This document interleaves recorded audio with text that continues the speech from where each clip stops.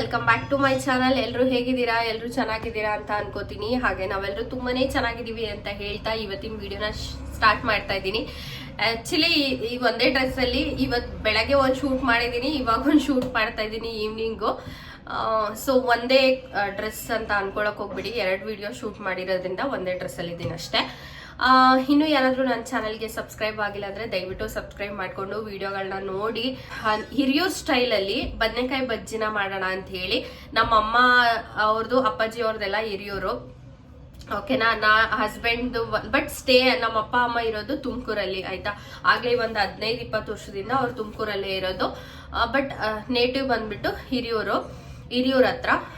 Husband ಊರ್ ಬಂದ್ಬಿಟ್ಟು ನಾಯಕನಹಟ್ಟಿ ಅಂತ ಹೇಳಿ ಚಳ್ಳಕೆರೆ ಹತ್ರ. ಈ ಕಡೆ ಫುಡ್ಗೂ ನಮ್ ಕಡೆ ಫುಡ್ಗೂ ಲಾಟ್ ಆಫ್ ಡಿಫ್ರೆನ್ಸ್ ಇದೆ, ಓಕೆನಾ. ಸಿಕ್ಕಾಪಟ್ಟೆ ಅಂತರ ಅಂತಾನೆ ಹೇಳ್ಬೋದು. ಒಂದೇ ತರ ಫುಡ್ ಇಲ್ಲಿ ಮಾಡೋದೇ ಇಲ್ಲ. ಅದಕ್ಕೆ ಇವಾಗ ನಾನು ನಮ್ಮ ಮನೇಲೆಲ್ಲಾನು ನಮ್ ಕಡೆ ಅಂದ್ರೆ ನಾವು ಮನೇಲಿ ಅಮ್ಮ ಮನೆ ಕಡೆ ಏನು ಮಾಡ್ತಾ ಇದ್ವೋ ಅದೇ ರೆಸಿಪಿಗಳನ್ನೇ ನಾನು ಮಾಡೋದು. ನನಗೆ ಮುಂಚೆ ಒಂದ್ ಅಡ್ಗೆನೂ ಬರ್ತಾ ಇರ್ಲಿಲ್ಲ. ನಾನು ದಿವಾನ್ ಕಾಟ್ ಮೇಲೆ ಕೂತಿದ್ರೆ ಟಿವಿ ನೋಡ್ಕೊಂಡು ನಮ್ಮಮ್ಮ ಅಲ್ಲಿಗೆ ಊಟ ಹಾಕೊಂಬಂದ್ ಕೊಡೋರು, ತಿನ್ನೋದು, ಟಿವಿ ನೋಡೋದು, ಮತ್ತೆ ಕೈ ತೊಳೆಯೋದು ಕೂಡ ತಟ್ಟೆ ಹೆಂಗಿರ್ತಿತ್ತೋ ಅಲ್ಲೇ ನೀರ್ ತಂದು ಕೊಡ್ತಾ ಇದ್ರು, ಕೈ ತೊಳ್ಕೊಂತ ಇದ್ದೆ. ಸೊ ಈ ರೇಂಜ್ ಅಲ್ಲಿ ಬೆಳ್ಕೊಂಡ್ ಬಂದಿದ್ದು. ಬಟ್ ಇಲ್ಲಿಗೆ ಬಂದ್ಮೇಲೆ ನನಗೆ ಅಡ್ಗೆ ಮಾಡೋದೇನ್ ಕಷ್ಟ ಅಂತಾನೆ ಅನಿಸ್ಲಿಲ್ಲ. ನಾನು ಆರಾಮಾಗಿ ಕಲ್ತ್ಕೊಂಡೆ ಮಾಡೋದಿನ. ಬಟ್ ಸ್ಟಾರ್ಟಿಂಗ್ ಡೇಸ್ ಅಲ್ಲಿ ಯಾರು ಮಾತಾಡಿಸ್ತಿರ್ಲಿಲ್ಲ ಅಲ್ವಾ, ಅಪ್ಪ ಅಮ್ಮ ಎಲ್ರು ಯಾರು ಮಾತಾಡಿಸ್ತಿರ್ಲಿಲ್ಲ. ಅವಾಗ ಸ್ವಲ್ಪ ಕಷ್ಟ ಆಯ್ತು, ಯಾಕಂದ್ರೆ ಅತ್ತೆ ಮಾವ ಜೊತೆ ಇದ್ದಿದ್ದು. ಸೊ ಹೆಂಗಿರ್ಬೇಕು ಅನ್ನೋದೇ ನನಗೊಂದು ಗೊತ್ತಾಗ್ತಿರ್ಲಿಲ್ಲ. ಅದಾದ್ಮೇಲೆ ಓಕೆ ನಾನೇ ಕಲ್ತ್ಕೊಂಡೆ, ಚೆನ್ನಾಗಿ ಇವಾಗ ಕುಕ್ ಮಾಡ್ತೀನಿ ಅಂತ ಹೇಳಿ ನನ್ ಗಂಡ ಹರಿ ಹೇಳಿದಾನೆ, ಸಕ್ಕರಾಗಿ ಮಾಡ್ತೀಯ ಅಡ್ಗೆನ ಅಂತ ಹೇಳಿ. ಸೊ ಅವನಿಗೆ ಇಷ್ಟ ಆಯ್ತು ಅಂದ್ರೆ ಸಾಕು, ಇನ್ ಯಾರಿಗೆ ಇಷ್ಟ ಆಗ್ಲಿಲ್ಲ ಅಂದ್ರೂ ಪರವಾಗಿಲ್ಲ. ಬಿಕಾಸ್ ಅವರು ದುಡಿಯೋ ಅಂತವ್ರು, ಚೆನ್ನಾಗಿ ತಿನ್ಕೊಂಡು ಚೆನ್ನಾಗಿರ್ಬೇಕು. ಅಂಡ್ ಇವಾಗ ನಮ್ಮ ಅಕ್ಕ ನಾನು ಒಂದೇ ಊರಲ್ಲಿ ಇರೋದು. ಸೊ ನಮ್ಮ ಅಕ್ಕ ಇವಾಗ ಮನೆಯೆಲ್ಲ ಕ್ಲೀನ್ ಮಾಡ್ತಾ ಇದ್ದೀನಿ. ನಾಳೆ ಮನೆ ದೇವ್ರಿಗೆ ಹೋಗ್ಬೇಕು. ಸಿಕ್ಕಾಪಟ್ಟೆ ಸುಸ್ತಾಗಿದೆ, ಏನಾದ್ರೂ ತಿನ್ಬೇಕು ಅನ್ನಿಸ್ತಿದೆ, ಏನಾದ್ರೂ ಮಾಡು ಅಂತ ಅಂದ್ಲು. ನಿನ್ನೆ ಕೂಡ ಒಂದ್ ಮಾಡಿದ್ದೆ. ಡೈಲಿ ಏನಾದ್ರೂ ಒಂದ್ ಮಾಡ್ತಾನೆ ಇರ್ತೀನಿ. ಡೈಲಿ ಅಂದ್ರೆ ಲೈಕ್ ರಿಪೀಟೇ ಏನೋ ಒಂದ್ ಇರತ್ತೆ ಅಷ್ಟೇನೆ. ಅದಕ್ಕೆ ಇವತ್ತು ಕೋಸಂಬರಿನ, ಹೆಸರು ಬೇಳೆ ಇದ್ರೆ ಕೋಸಂಬರಿ ಮಾಡು ಅಂತ ಹೇಳಿದ್ಲು. ಅದಕ್ಕೆ ಇವಾಗ ಕೋಸಂಬರಿ ಮಾಡೋಣ ಅಂತ ಹೇಳಿ ಹೆಸರು ಬೇಳೆನ ನೆನ್ಸಿಡೋಣ ಅಂತ ಹೇಳಿ ತರಿಸಿದೀನಿ ಇವಾಗ. ಸೊ ನಮ್ಮ ಹಿರಿಯೂರ್ ಸ್ಟೈಲ್ ಅಲ್ಲಿ ಬದನೆಕಾಯಿ ಬಜ್ಜಿ ಯಾವ ತರ ಇರುತ್ತೆ ಅನ್ನೋದನ್ನ ತೋರಿಸ್ತೀನಿ. ಹಾಗೆ ತುಂಬಾನೇ ಈಸಿಯಾಗಿ ಆಗುತ್ತೆ. ಅಂಡ್ ಚಪಾತಿಗೆ, ರೊಟ್ಟಿಗೆ, ಮುದ್ದೆಗೆ, ಅನ್ನಕ್ಕೆ ಬೆಸ್ಟ್ ಕಾಂಬಿನೇಷನ್, ಸಿಕ್ಕಾಪಟ್ಟೆ ಚೆನ್ನಾಗಿರುತ್ತೆ. ಯಾರೆಲ್ಲ ಈ ಒಂದು ಟೇಸ್ಟ್ ನ ತಿಂದಿಲ್ಲ ಅಂದ್ರೆ ನೀವು 100% ಟ್ರೈ ಮಾಡಿ. ನಿಮ್ ಮನೇಲಿ ಎಲ್ರಿಗೂ ಕೂಡ ಇಷ್ಟ ಆಗುತ್ತೆ, ಅಷ್ಟೂ ಚೆನ್ನಾಗಿರುತ್ತೆ. ಈ ಒಂದು ಬಜ್ಜಿ ಅಂತ ಕರಿತಿರೋ ಅಥವಾ ನೀವು ಬದನೆಕಾಯಿ ಬಜ್ಜಿ ಅಂತಾನೆ ಕರಿಯೋದು ನಮ್ ಕಡೆ. ಒಂದ್ಸಲ ಟ್ರೈ ಮಾಡಿ, ಹಿರಿಯೂರ್ ಸ್ಟೈಲ್ದು ಸಿಕ್ಕಾಪಟ್ಟೆ ಚೆನ್ನಾಗಿರತ್ತೆ. ಹಾಗೆ ತುಂಬಾ ಸೌಂಡ್ ಇದೆ. ನಾನು ಮೈಕ್ ಕೂಡ ತರಿಸಿದೀನಿ, ಮೈಕ್ ವರ್ಕೆ ಆಗ್ತಾ ಇಲ್ಲ. ಇವಾಗ ರಿಟರ್ನ್ ಹಾಕ್ಬೇಕು ನಾನು. ನಮ್ಮಮ್ಮ ಕಬ್ಬನ ಕಟ್ ಮಾಡಿದಾರಂತೆ, ಅದು ತಿಂತೀನಿ. ಥ್ಯಾಂಕ್ ಯು ಬಂಗಾರಿ, ಇಲ್ಲಿಗೆ ತಗೊಂಬಂದ್ ಕೊಟ್ಟಿದೆ ನನ್ನ ಮಗಳು. ಕೊಡು ನಂಗೆ, ಅಮ್ಮ ಕೊಡಲ್ವಾ? Thank you.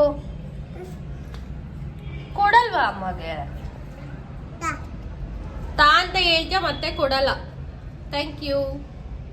ತಗೋ ನಂಗೆ ಬೇರೆ ತಿನ್ನು. ಇವಾಗ ಬದನೆಕಾಯಿ ಬಜ್ಜಿ ಮಾಡಬೇಕಾಗಿರೋದಕ್ಕೆ ಬದನೆಕಾಯಿನ ಈ ಥರ ದೊಡ್ಡದಾಗಿ ಕಟ್ ಮಾಡ್ಕೊಂಡಿದ್ದೀನಿ. ನೀವು ಚಿಕ್ಕದಾಗೆ ಕಟ್ ಮಾಡ್ಬೇಕನ್ನೋದೇನಿಲ್ಲ, ದೊಡ್ಡದಾಗಿ ಕಟ್ ಮಾಡ್ಕೊಳ್ಳಿ, ತುಂಬ ಚೆನ್ನಾಗಿರುತ್ತೆ. ಹಾಗೆ ಟೊಮೊಟೊ, ಇದಕ್ಕಿನ್ನ ನಿಮ್ಮ ಹತ್ರ ಕಾಯಿ ಇತ್ತು ಅಂದರೆ ಕಾಯಿ ಟೊಮೊಟೊನೇ ಹಾಕೊಳ್ಳಿ. ಇದರಲ್ಲಿ ಕಾಯಿ ಟೊಮೊಟೊ ಹಾಕೊಂಡ್ರೆ ಎಸ್ಪೆಷಲಿ ಚೆನ್ನಾಗಿ ಟೇಸ್ಟ್ ಸಿಗುತ್ತೆ. ಇನ್ನು ಹಸಿಮೆಣಸಿಕಾಯಿ ನಿಮ್ಗೆ ಎಷ್ಟು ಬೇಕೋ ಅಷ್ಟು ಖಾರಕ್ಕೆ ಹಾಕೊಳ್ಳಿ.